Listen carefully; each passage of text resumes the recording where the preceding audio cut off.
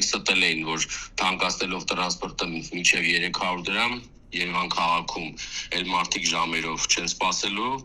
նորմալ երթևեկելու են եւ ամենակարևորը Երևան քաղաքում լինելու է սմարթ կանգառներ։ Նախ առաջինը կանգառներ գոյություն չունեն, սովորական տանիքով, որ կարողանան մարդիկ սպասել, ու մնաց սմարթ կանգառներ։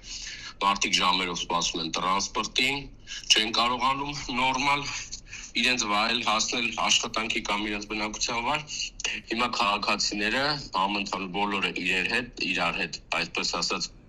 համախմբված չեն վճարում, ինչի համար, որովհետև նույն վիճակը շարունակվում է, նույն կանգառները գոյություն չունեն, նույն առավոտյան եւ երեկոյան մարդիկ ժամերով սպասում են տրանսպորտի, իսկ ես մի քանի օր առաջ հայտարարել էի, որ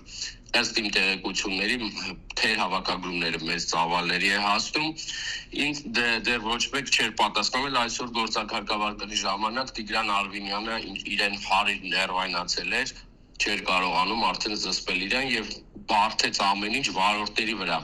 Սկզբից մեղավոր էին քաղաքացիները, որ չվճարեն, մանկապարտեզներ չեն սարքի թանկ տրանսպորտի համար,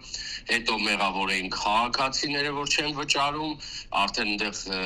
տուգանողներն էին գտել, տուգանողներն էլ օգուտ չտվեցին, հիմա ով է մեղավոր, հիմա եկավ բարթեց վարորդների վրա։ Այդ մարդը ուղղակի ուզում է վարորդներին եւ երևանցիներին իրար դեմ հանել,